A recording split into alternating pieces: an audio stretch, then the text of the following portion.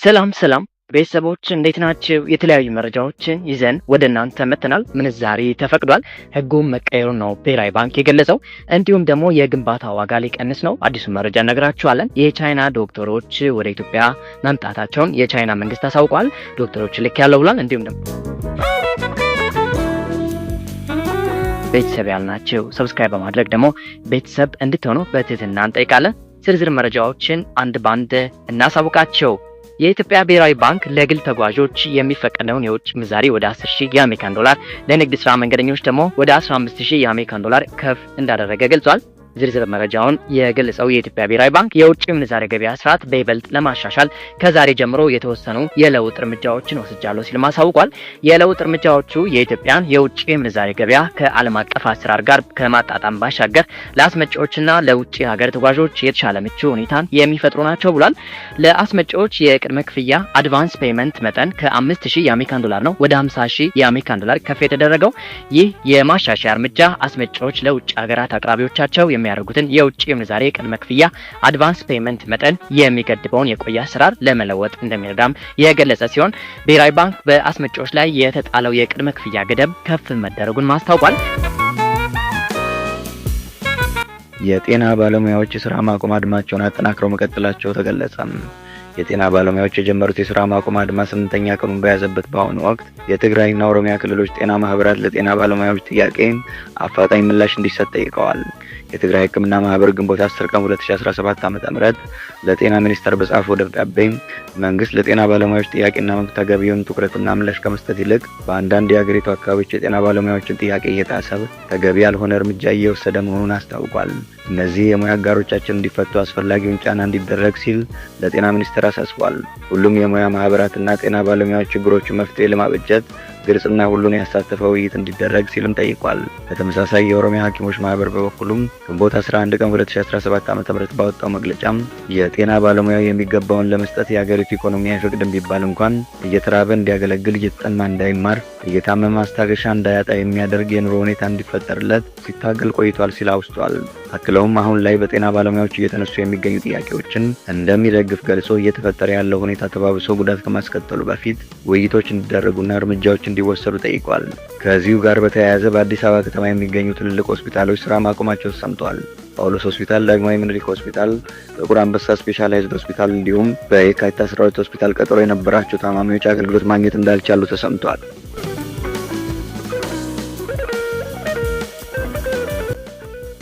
የጠቅላይ ሚኒስትሩ የጠፈር ጉዞ ከ7 ቢሊዮን ብር በላይ ሊጠይቅ እንደሚችል ተገለጸ። በዓለም ታሪክ ወደ ጠፈር የተጓዙ ሰዎች ቁጥር 721 እንደሆነ የታሪክ ድርሳናት ያሳያሉ። ከነዚህ ውስጥ አብዛኞቹ የጠፈር ተመራማሪዎች ሲሆኑ ከቅርብ ዓመታት ግን ጥቂት ሰዎች ከፍተኛ ገንዘብ በመክፈል የዝቅተኛው ንፍቀ ክበብ የጠፈር ጉብኝት አድርገዋል። የሰሞኑ መረጃ እንደሚጠቁመው በዓለም ታሪክ ለመጀመሪያ ጊዜ የአንድ ሀገር መሪ ወደ ጠፈር ሊጓዝ ሰፊ እንቅስቃሴ እየተደረገ ነው። መንገደኛውም ጠቅላይ ሚኒስትር አብይ አህመድ ናቸው። በኤሚሬቶች የሚገኙ ምንጮች እንዳረጋገጡት ጠቅላይ ሚኒስትሩ ወደ ጠፈር የመጓዛቸው ዓላማ በርካታ ግቦችን አካቷል። ከነዚህም መሃል የሰላምና የአንድነት መልእክት ለዓለም ብሎም ለኢትዮጵያውያን ማስተላለፍ እንዲሁም ወጣቶች ወደ ቴክኖሎጂ ዘርፍ እንዲሳቡና እንዲነሳሱ ለማድረግ ነው ተብሏል። ፕሮጀክት ኤክስ የሚል ስም ተሰጥቶት እየተሰራበት እንደሆነ የሚነገርለት ይህ የጠፈር ጉዞ ወጪው በተባበሩት ኤሚሬቶች የሚሸፈን ነው ተብሏል። ለመዳሰስ የሞከርናቸው ጽሑፎች እንደሚጠቁሙት ወደ ጠፈር የሚደረግ ጉዞ ለአንድ ሰው ከትንሹ $250,000 እስከ ከፍተኛው $55 ሚሊዮን ወይም እስከ 7 ቢሊዮን ብር ሊደርስ እንደሚችል ይጠቁማሉ። ለምሳሌ ብሉ ኦሪጅን እና ቨርጂን ጋላክቲክ የተባሉት መንኮራኩሮች ከንፍቀ ክበብ በታች ለሚደረግና ርካሽ የተባለ ጉዞም $200,000 እስከ $400,000 ያስከፍላሉ። ራቅ ያሉና ከንፍቀ ክበብ ውጭ የሚደረጉ የጠፈር በረራዎችን የሚያከናውኑት እንደ ስፔስ ኤክስ ያሉ ሮኬቶች ደግሞ በአንድ ሰው እስከ $55 ሚሊዮን 7.3 ቢሊዮን ብር እንደሚያስከፍሉ ታውቋል። ጠቅላይ ሚኒስትር አብይ ሊጓዙ እቅድ የያዙት ከንፍቀ ክበብ ውጪ ወደ ዓለም አቀፉ የጠፈር ማዕከል ኢንተርናሽናል ስፔስ ስቴሽን እንደሆነ ታውቋል። ወጪውም ከላይ እንደተጠቀሰው በአንድ ሰው እስከ $55 ሚሊዮን እንደሚደርስና በኤሚሬቶች እንደሚሸፈን ታውቋል። ከጉዞው ጋር በተገናኘ ሂደቱን ተከታትለው እንዲያስፈጽሙ ቢያንስ 5 የሚሆኑ የመንግስት ኃላፊዎች የቤት ስራ እንደተሰጣቸው የሀገር ቤት ምንጮች አረጋግጠዋል። ይህ የቤት ስራ እስከ ሐምሌ 2017 ዓ.ም ድረስ ንግግሮችን በመጨረስ ከመስከረም በኋላ ጉዞው እንዲከናወን ማድረግ ነው ተብሏል። ነገር ግን ጠቅላይ ሚኒስትሩ ወደ ጠፈር ከመጓዛቸው በፊት ለበርካታ ወራት ልምምድና የጤና ሁኔታ ክትትል ማድረግ እንደሚጠበቅባቸው አስረድተዋል። የጤና ባለሙያዎችና መምህራን እንዲሁም የተለያዩ ሰራተኞች የዳቦ ጥያቄ የሚያቀርቡባትን ሀገር እየመሩ ይህን መሰል እቅድ መያዝ ተገቢ አለመሆኑን አስተያየት ሰጪዎች ጠቁመዋል። ሌላው ከግንባታ ጋር ተያይዞ እንግዲህ የሲሚንቶ ኢንዱስትሪው ላይ ከፍተኛ የሆነ ለውጥ እየታየ ነው ተብሏል። የማዕድን ሚኒስቴር ኢንጂነር ሀብታሙ ተገኝ ኢትዮጵያ ሲሚንቶ የማምረት አቅሟን በአመት ወደ 20 ሚሊዮን ሜትሪክ ቶን ማድረስ መቻሏን ገልጿል። ፕሬዝዳንት ታዬ አጽቀሥላሴ በድሬዳዋ ከተማ የተገነባውን የፓዮኒር ሲሚንቶ ማኑፋክቸሪንግ ኃላፊነቱ የተወሰነ የግል ማህበር ማስፋፊያ ፕሮጀክት መርቀዋል። በቅርብ እንግዲህ የለሚ ሲሚንቶ መቀላቀሉን ገበያውን የሚታወቅ ነው። አሁን ላይም ሌሎች የሲሚንቶ ፋብሪካዎች እየገቡ ይገኛሉ። ይህም እንግዲህ ገበያው ላይ ያለውን የሲሚንቶ ዋጋ ያወርዷል እየተባለ ነው። በዚህም ወቅት የማዕድን ሚኒስቴር የሆኑት ኢንጂነር ተገኝ እንደገለጹት በኢትዮጵያ ሲሚንቶ የማምረት አቅምን በአመት ወደ 20 ሚሊዮን ሜትሪክ ቶን ማድረስ መቻሉን ገልጸዋል። ባለፉት ጥቂት ዓመታት ለሲሚንቶ ምርት አቅርቦትና ፍላጎት ምላሽ የሚሰጡ እንደ ለሚ ሲሚንቶ አይነት ግዙፍ ፋብሪካዎች ተገንብተው ስራ መጀመራቸውንም ሚኒስትሩ ተናግረዋል።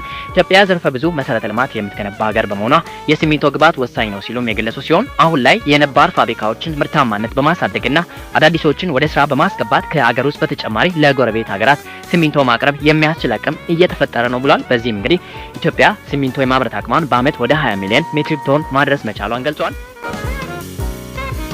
ሌላው ደግሞ ከቻይና ጋር ተያይዞ እንግዲህ ቻይና የተለያዩ የሕክምና ባለሙያዎችን ዶክተሮችን ጨምሮ ወደ ኢትዮጵያ መላኳን ገልጻለች። ቻይና ለአንድ አመት ያክል የሚቆይ ከፍተኛ የጦር ሰራዊት የሕክምና ቡድን ነው ወደ ኢትዮጵያ መላኳን ያስታወቀችው። በኢትዮጵያ ለአንድ አመት ቆይታ ጊዜ የሚኖረው የሕክምና እገዛ የሚያደርግ ወታደራዊ የሕክምና ልዑክ ቡድን መላኩን የቻይና ብሔራዊ መከላከያ ሚኒስቴር አስታውቋል።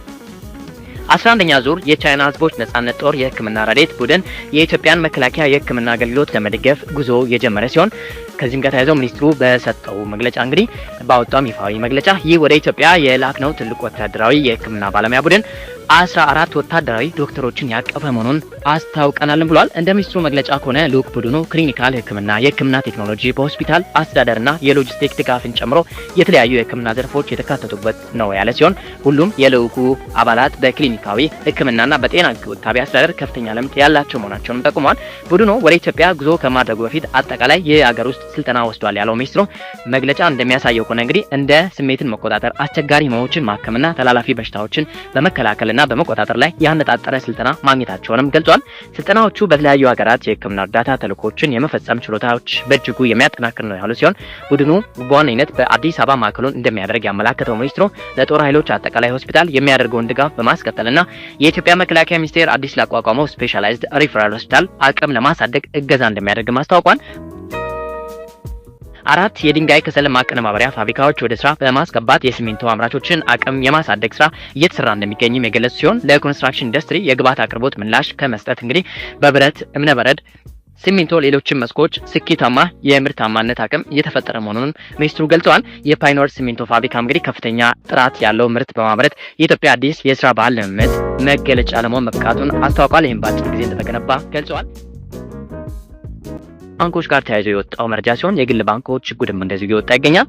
የባንክ ሹፌሮች ከህዝብ 4 ሚሊዮን ብር የሚያወጣ የባንክ አካውንት እንዲያስከፍቱ እስከ ሰኔ አጋማሽ ድረስ ቀነ ገደብ ተሰጥቷቸዋል ሲል መሰረት ሚዲያ ገልጿል። በርካታ የግል ባንኮች ሰራተኞቻቸውን በአስገዳጅነት ህብረተሰቡን የባንክ አካውንት እንዲያስከፍቱ ተልዕኮ እየተሰጡ መሆናቸውን የሚገልጽ አስተያየት በትላንትናው ዕለት ሰምቻለሁ ብሏል። በዚህም አስተያየት ላይ እንግዲህ የግል ባንኮች ሰራተኞች ላይ ከዲስትሪክት ጀምሮ በየቀኑ እየተደወለ አንዳንዴም ወደ ቅርንጫፎች እየመጡ ሰራተኞቹ ማድረግ የማይችሉትን ትዕዛዝ በመስጠት ያን ካላደረጉ ደግሞ ከደሞዛቸው ጀምሮ ብዙ ቅጣቶች እንደሚጠብቃቸው እያስፈራሩ ብቻም ሳይሆን እያደረጉትም ይገኛል የሚል አስተያየት በጸሐፊው እንደዚሁ እንደደረሳቸው እንደዚሁ የመሰረት ሚዲያ ገልጿል። ባንኮች ውስጥ በሹፌርነት ተቀጥረው የሚሰሩ ሰራተኞችም ጭምር እያንዳንዳቸው በድምሩ 4 ሚሊዮን ብር የሚሆን የባንክ አካውንት እንዲያስከፍቱ ስለታዘዙ ሹፌሮች ጉዳይ እንደሆነም ገልጿል።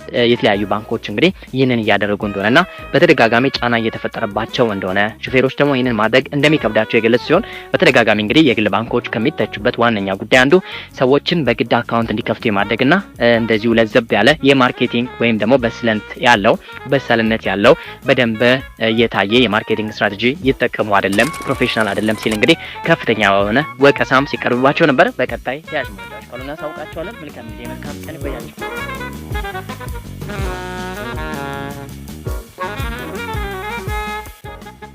መልካም ጊዜ፣ መልካም ቀን ይቆያችሁ።